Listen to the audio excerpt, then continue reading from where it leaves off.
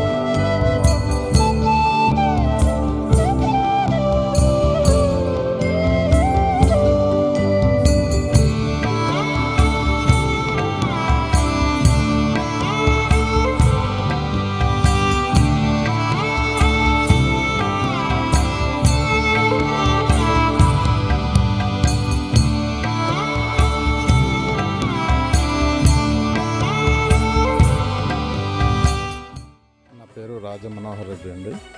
నేను కరీంనగర్ డిస్ట్రిక్ట్ తెలంగాణ నుండి వచ్చాను. నాకు ఇంతవరకు ధ్యానం అంటే ఏంటి తెలియదు. మా మిత్రుల ద్వారా తెలుసుకొని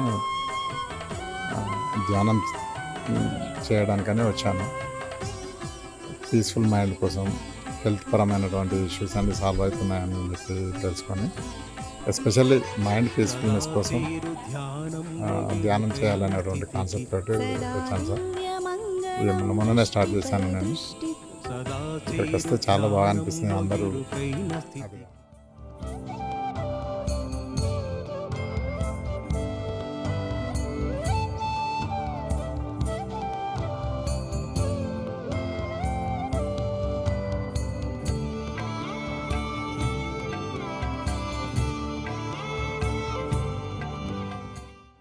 నమస్తే అండి, నా పేరు శ్రీనివాస్. నేను కరీంనగర్ నుండి బెంగళూరు వర్క్షాప్కి వచ్చానండి.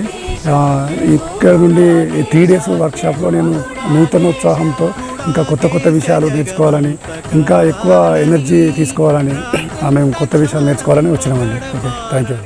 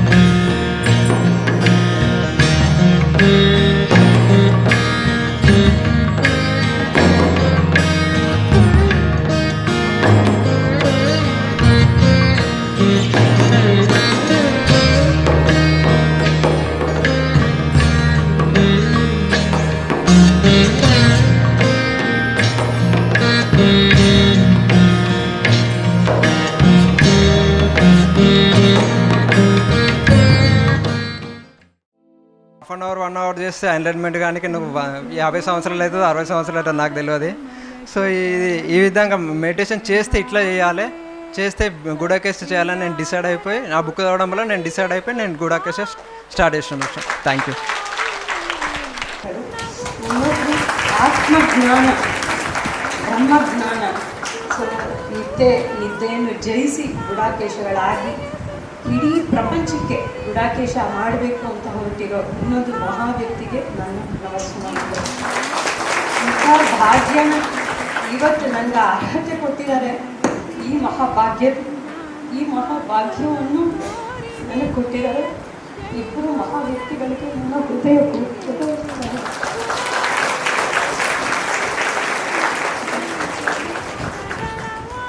ಏನು ಭಾವನೆ ಬಿಟ್ಟರೆ ಆ ಆನಂದ ಅಂತ ಸಿಗುತ್ತೆ. ಓವರಾಲ್ ಆಗಿದೆ ಮೆಸೇಜು. తెలిసితే మోక్షము తెలియకున్న బంధము ಕಲವಂಟದಿ ಬದುಕು ಘನನಿಕಿರಿ. ಒಬ್ಬ ಯೋಗಿಗೆ ಈ ಎಲ್ಲವೂ ಸಹ ಕನಸಿನ ಥರ ಕಾಣುತ್ತೆ, ನಮಗೆ ಜಾಗ್ರತಲ್ಲಿ ನಿಜವಾಗ್ಲೂ ಅನಿಸುತ್ತೆ.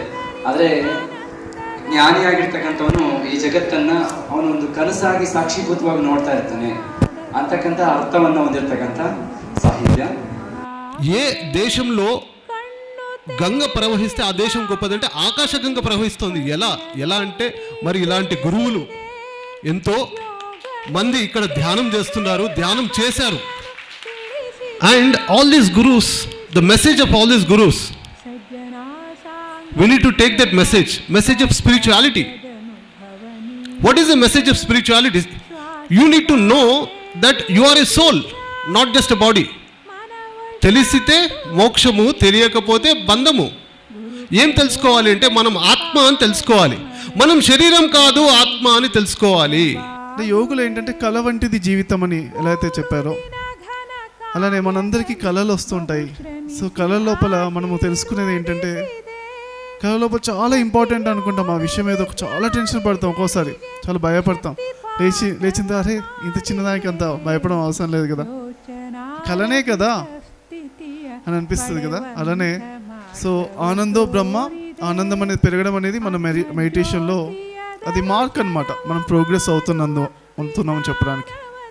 So bliss is increasing, bliss is a mark that we are progressing in our meditation. With this I conclude. Thank you Anando Brahma. Thank you. ಗಿಳಿಯು ಪಂಜರದಲ್ಲಿಲ್ಲ, ಶ್ರೀರಾಮ ಪಂಜರ ಬರಿದಾಯ್ತಲ್ಲ. ಆ ಪಂಜರ ಯಾವುದು, ಆ ಗಿಳಿ ಯಾವುದು? ಪಂಜರ ಅಂದರೆ ದೇಹ, ಗಿಳಿ ಅನ್ನೋದನ್ನು ಒಂದು ಆತ್ಮಸ್ವರೂಪಕ್ಕೆ ಅದ್ಭುತವಾಗಿರ್ತಕ್ಕಂಥ ಅಂತರಾರ್ಥ ಹೊಂದಿರತಕ್ಕಂಥ ಒಂದು ಹಾಡು. ಗಿಳಿಯು ಪಂಜರದೋಳಿಲ್ಲ, ಶ್ರೀರಾಮ ಪಂಜರ ಬರಿದಾಯ್ತಲ್ಲ. ಗಿಳಿಯು ಪಂಜರದೋಳಿಲ್ಲ, ಶ್ರೀರಾಮ ಪಂಜರ ಬರಿದಾಯ್ತಲ್ಲ. ಮಾತ ಕೇಳಿ ಚಿಕ್ಕದೊಂದು ಗಿಳಿಯ ತಂದು ಅಕ್ಕನಿನ ಮಾತ ಕೇಳಿ ಚಿಕ್ಕದೊಂದು ಗಿಳಿಯ ತಂದು ಅಕ್ಕನಾನಿಲ್ಲದ ವೇಳೆ ಬೆಕ್ಕುಕೊಂಡು ಹೋಯಿತಲ್ಲ. ಅಕ್ಕನಾನಿಲ್ಲದ ವೇಳೆ ಬೆಕ್ಕುಕೊಂಡು ಹೋಯಿತಲ್ಲ. ಗಿಳಿಯು ಪಂಜರದೋಳಿಲ್ಲ, ಶ್ರೀರಾಮ ಪಂಜರ ಬರಿದಾಯ್ತಲ್ಲ. ಜ್ಞಾನ ಒಳಗಡೆ ಕುಳಿತು ಜ್ಞಾನದಿಂದ ಬೇರ್ಪಡಿಸಿದೆ. ಎಲ್ಲ ಕ್ರಿಯೆಗಳು ಸ್ವಾಮಿಗಳು ಕರ್ಕೊಂಡು ಬಂದು ಯಾಕೆ ಮಾಡ್ತಿದ್ದಾರೆ ಅಂದರೆ ಅಜ್ಞಾನವನ್ನು ಹೋಗಲಾಡಿಸ್ತಕ್ಕಂಥ.